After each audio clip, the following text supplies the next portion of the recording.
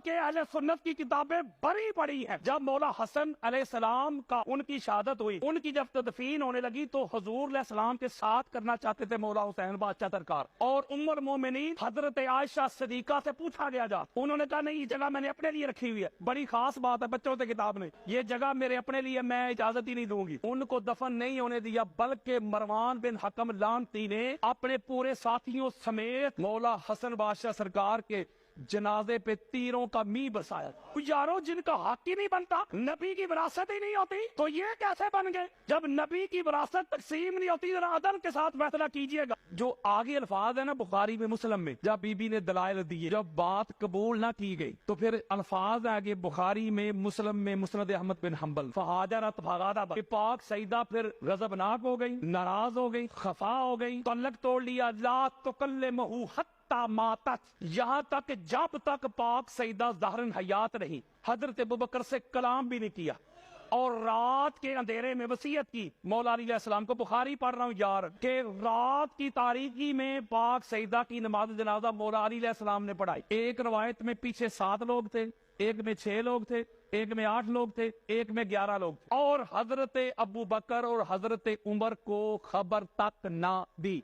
گستاخی نہیں کر رہا کسی کی یار، روایت پڑھ کے دے رہا ہوں یار۔ کسی کو اگر میری بات پہ اختلاف ہو تو یہ میرے موبائل میں پڑھی ہے، ساری حدیثیں ابھی دیتا ہوں، جو ہماری کتابوں میں لکھا ہوا وہ بتا رہا ہوں۔ اس میں لکھا ہوا ہے کہ پاک سیدہ ناراض ہو گئی، غضبناک ہو گئی، اور اسی بخاری میں یہ بھی حضور علیہ السلام کا فرمان ہے نا، قال رسول اللہ فاطمہ تو بدعۃ منی فمن اغضبها اغضبنی، فاطمہ میرا ٹکڑا ہے، جس نے فاطمہ کو ناراض کیا اس نے مجھے ناراض کیا۔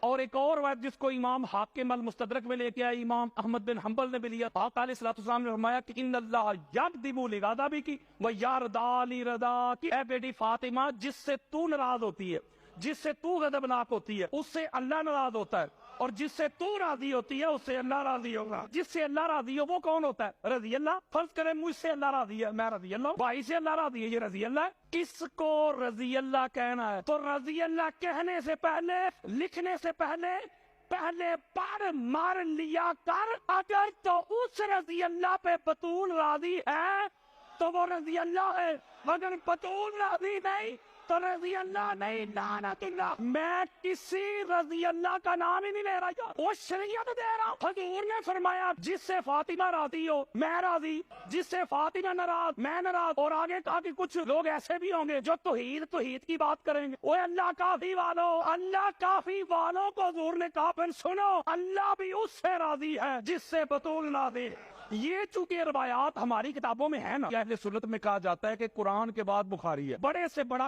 کٹر ناسبی بھی نا اس پر ذرا ہی نہیں کرتا۔ اب انہوں نے سوچا ہے حالت ہی کریے، ہماری کتابوں میں لکھا ہے کہ پاک سیدہ کی ناراضگی تو اللہ کی ہو جاتی، بندہ تے گیا، نمازیں روزے بھی گئے۔ اب انہوں نے کیا پتا کہ کیا کہا، میں ایک مولوی صاحب کی تقریر سن رہا تھا، نام نہیں لے رہا، وہ کہہ رہے تھے بھائی شیعہ لوگ، حالانکہ کہ بخاری رہ کہتا ہے شیعہ لوگ، اس کا مطلب بخاری بھی پھر شیعہ ہی ہوا نا۔ وہ کہتے ہیں شیعہ لوگ کہتے ہیں کہ فدق کے معاملہ میں حضرت ابوبکر صدیق نے پاک سیدہ کو ناراض کر دیا، تو حضور نے فرمایا تھا جس نے پاک سیدہ کو ناراض کیا اس نے محمد کو کر دیا۔ اگر یہی بات مان لی جائے تو پاک سیدہ کو تو مولا علی نے بھی ناراض کیا۔ اب وہ دلیل کیا دے رہا ہے وہ ذرا توجہ کے ساتھ سنیے گا۔ روایت یہ پیش کر رہا ہے کہ جب ابو جہل نے، ابن حشام نے مولا علی علیہ السلام کی بارگاہ میں ایک خواہش کا اظہار کیا کہ میں اپنی بیٹی کی شادی آپ سے کروانا چاہتا ہوں، ذرا توجہ میری طرف رکھنی ہے آپ نے۔ وہ کہتے ہیں کہ جب مولا علی، مولوی صاحب کہتے ہیں مولا علی دوسری شادی کرنا چاہتے تھے پاک سیدہ کی ظاہراً موجودگی میں، تو پاک سیدہ خفا ہو گئی، ناراض ہو گئی مولا علی علیہ السلام پہ،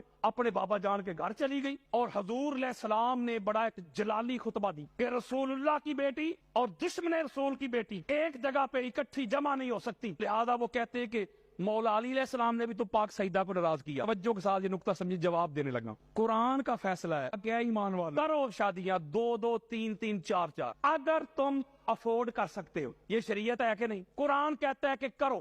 فرض کریں مولا علی علیہ السلام نے خواہش کا اظہار نہیں کیا، اس طرف سے آیا تھا، مولا علی علیہ السلام اگر پاک سیدہ کے ہوتے ہوئے دوسرا نکاح کرتے تو کہ اللہ کے دین سے انحراف تھا، یعنی جائز تھا نا۔ مولا علی علیہ السلام نے پاک سیدہ خفا نہ ہو، ناراض نہ ہو، ان کی طبیعت پہ کوئی بوجھ نہ آئے، تو لہذا جائز کام ہے، اللہ اور اللہ کے رسول نے مجھے اجازت دی ہوئی ہے، جائز ہے، لیکن پاک سیدہ ناراض نہ ہو، جائز کام بھی چھوڑا کہ نہیں؟ شریعت ہے، اللہ کے رسول نے اجازت دی ہے، شریعت مصطفیٰ ہے، لیکن پاک سیدہ ناراض نہ ہو کہ ان کی طبیعت پہ بوجھ نہ آئے۔ حضور علیہ السلام نے جو جملہ انہوں نے گڑا ہوا ہے کہ حضور نے فرمایا تھا کہ محمد مصطفیٰ کی بیٹی اور دشمن رسول کی بیٹی ایک گھر میں جمع نہیں ہو سکتی۔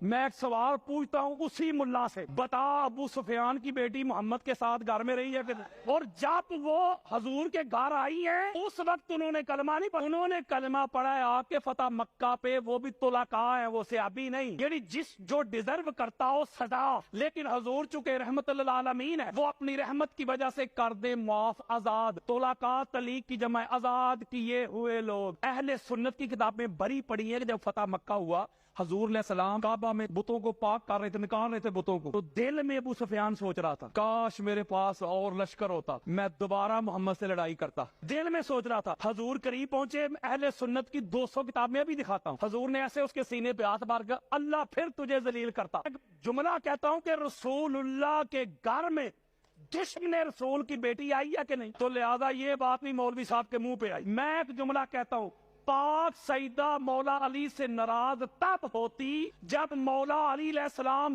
دوسری شادی کر لیتے۔ مولا علی علیہ السلام نے پاک سیدہ کی ناراضگی کو ملحوظ خاطر رکھتے ہوئے جائز کام بھی چھوڑ دیا۔